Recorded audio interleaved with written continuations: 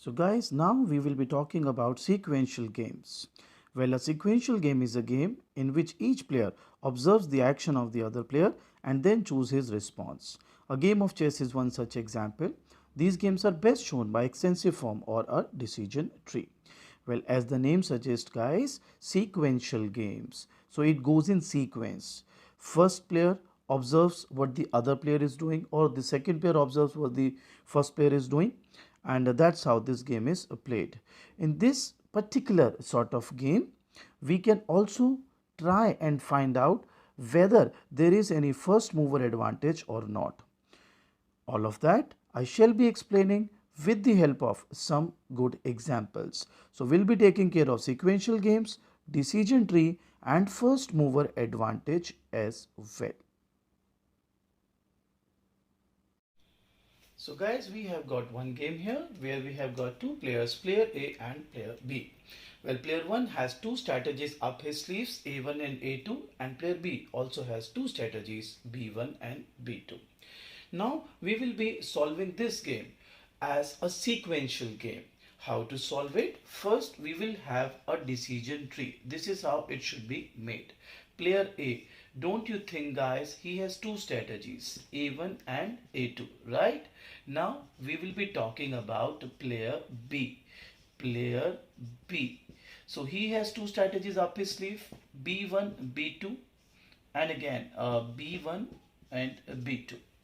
Now guys, since player A is first here, so you should be writing like this, A and B. And what were the outcomes? Well, 1, 9, and this is 1, 9. Now A2, B1, 0, 0, A2, B2, rather A2, B2. If you see 2, 1. So this is how, first of all, you should be able to understand how to build a decision tree. I once again repeat this. We are assuming that player A is playing first. So I'm going to write player A first. Now look at his strategies. Well, A1 and A2. So you write A1 and A2. Then player B observes what player A does and will take his decisions regarding the strategies he has got. So player B has two strategies, B1, B2 and B1, B2. This, since I have written A here and B here, so A and B, this is how it should go. If you want, I can write player B as capital, so it should not have any confusion. So these are the outcomes. Now guys, in order to solve this particular decision tree or sequential game, one phenomena which is known as backward induction, that is a very useful thing when it comes to a sequential game. आइए आपको मैं सिखाता हूं कैसे इसको हम solve करेंगे. Well guys, अगर प्लेयर ए सोच ले कि उसे A1 जाना है, तो अगर वो A1 जाएगा तो अब ध्यान लगाइए प्लेयर बी के पास क्या क्या ऑप्शंस हैं. प्लेयर बी अगर B1 जाता है तो ए को क्या मिलेगा, 1. अगर प्लेयर बी B2 जाता है तो ए को क्या मिलेगा, अगेन 1. सो A1 अगर प्लेयर ए जाता है तो उसे पता है irrespective of what B does, he is gonna end up with 1 and 1.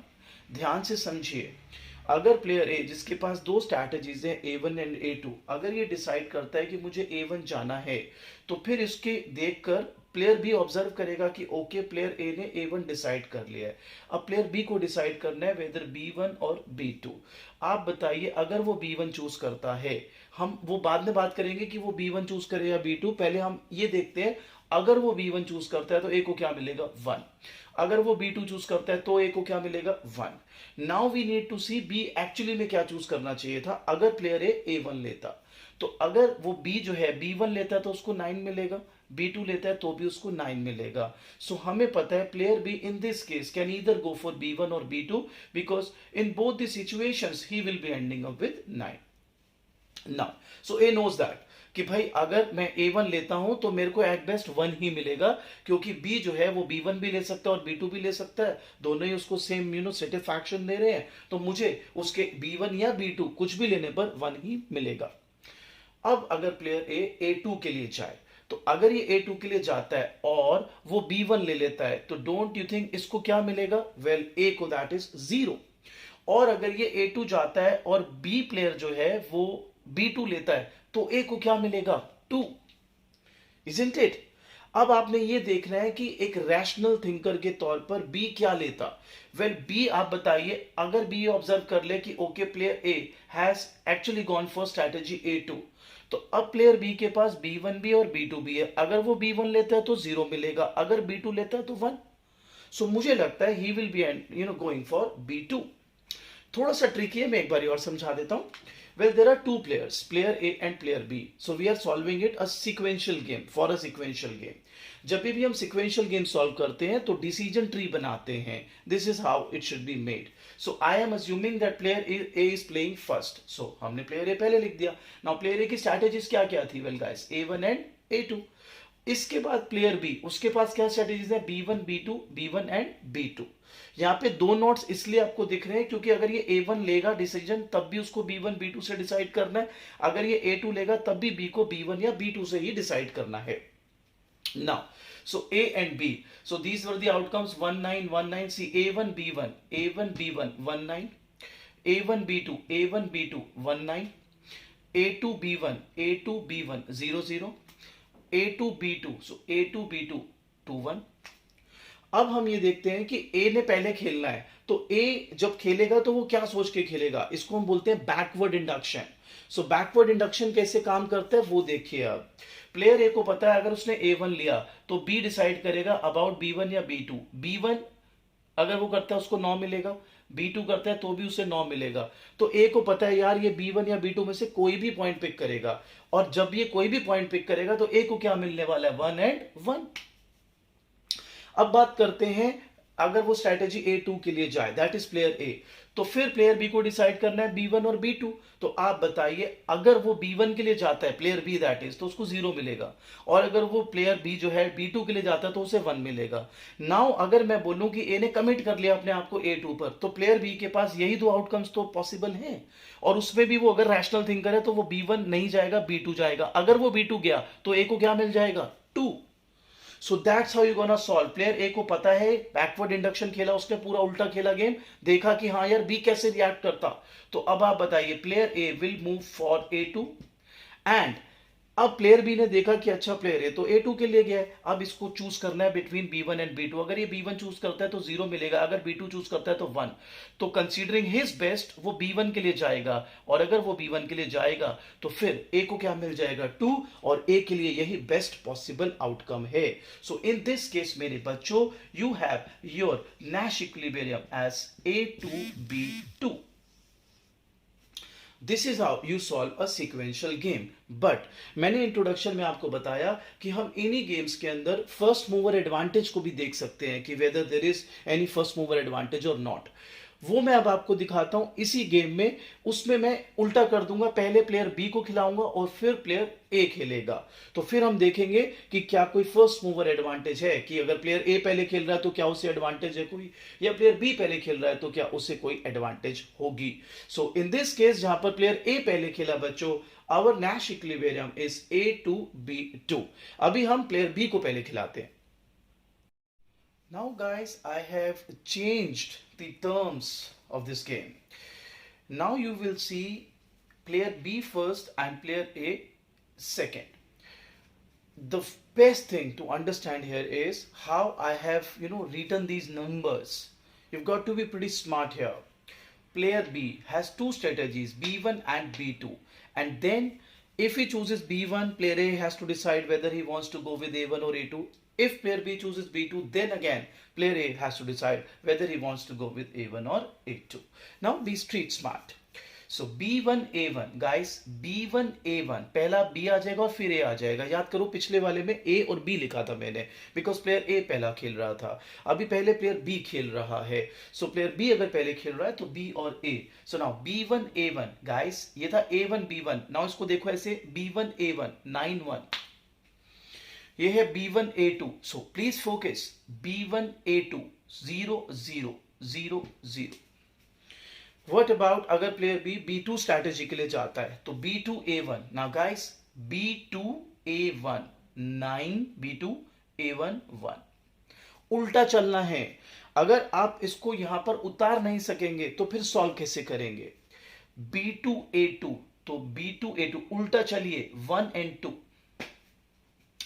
So guys first of all आराम से देख लीजिए आपको ये जो ट्रांसफॉर्मेशन करना है वो किस प्रकार करना है.